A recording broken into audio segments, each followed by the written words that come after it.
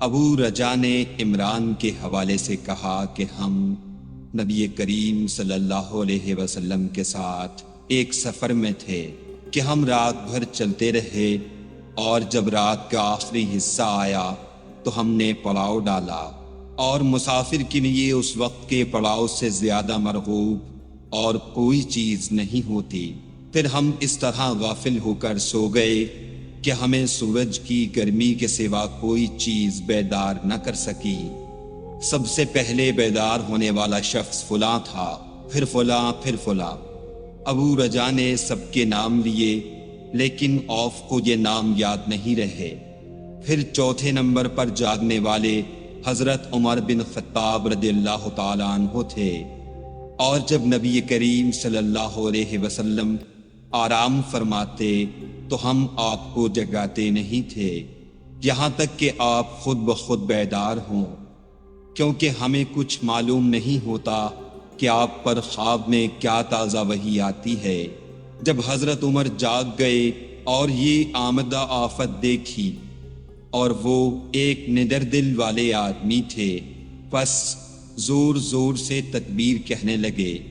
اسی طرح بآواز بلند آپ اس وقت تک تکبیر کہتے رہے جب تک کہ نبی کریم صلی اللہ علیہ وسلم ان کی آواز سے بیدار نہ ہو گئے۔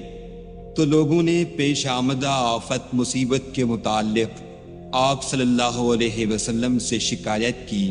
اس پر آپ نے فرمایا کہ کوئی حرج نہیں، سفر شروع کرو۔ پھر آپ تھوڑی دور چلے، اس کے بعد آپ ٹھہر گئے اور وضو کا پانی طلب فرمایا، اور وضو کیا اور اذان کہی گئی۔ پھر آپ نے لوگوں کے ساتھ نماز پڑھی۔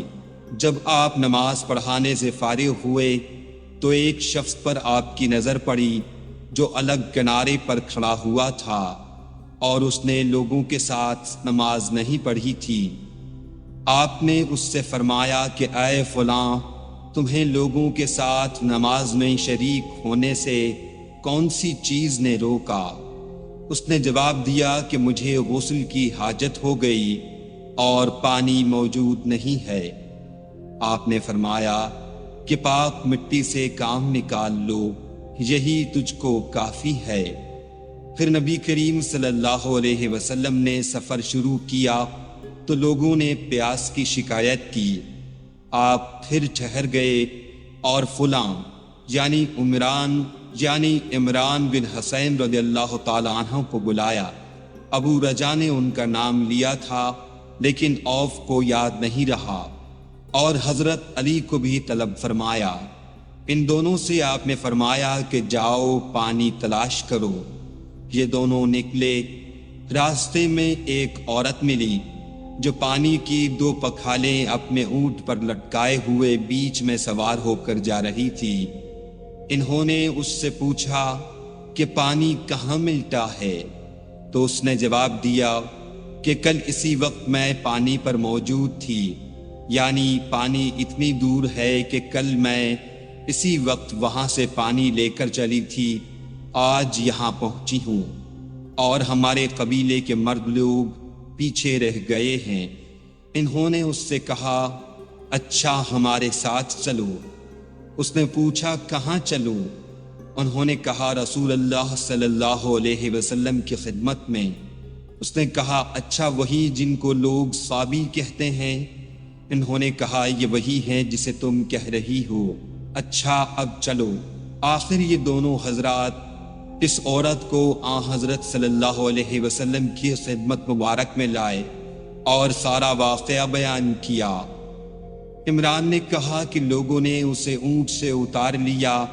پھر نبی کریم صلی اللہ علیہ وسلم نے ایک برتن طلب فرمایا اور دونوں پکھالوں یا مشکیزوں کے منہ اس برتن میں کھول دیے، پھر ان کا اوپر کا منہ بند کر دیا، اس کے بعد نیچے کا منہ کھول دیا، اور تمام لشکریوں میں منادی کر دی گئی کہ خود بھی سیر ہو کر پانی پئیں اور اپنے تمام جانوروں وغیرہ کو بھی پلا لیں۔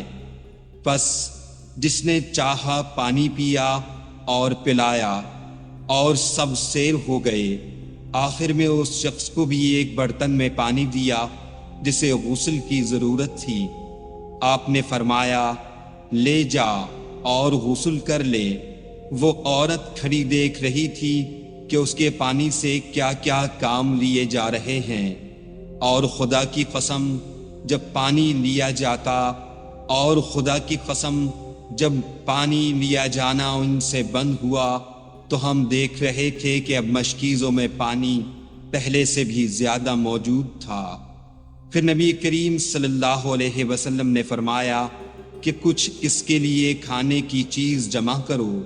لوگوں نے اس کے لیے عمدہ قسم کی کھجور، اجوا، آٹا اور ستو اکٹھا کیا، یہاں تک کہ بہت سارا کھانا اس کے لیے جمع ہو گیا تو اسے لوگوں نے ایک کپڑے میں رکھا اور عورت کو اونٹ پر سوار کر کے اس کے سامنے وہ کپڑا رکھ دیا۔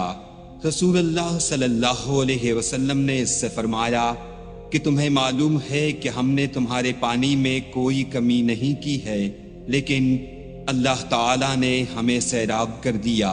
پھر وہ اپنے گھر آئی، دیر کافی ہو چکی تھی، اس لیے گھر والوں نے پوچھا کہ اے فلانی کیوں اتنی دیر ہوئی؟ اس نے کہا ایک عجیب بات ہوئی، وہ یہ کہ مجھے 2 آدمی ملے اور وہ مجھے اس شخص کے پاس لے گئے جسے لوگ صابی کہتے ہیں۔ وہاں اس طرح کا واقعہ پیش آیا، خدا کی قسم وہ تو اس کے اور اس کے درمیان سب سے بڑا جادوگر ہے، اور اس نے بیچ کی انگلی اور شہادت کی انگلی آسمان کی طرف اٹھا کر اشارہ کیا۔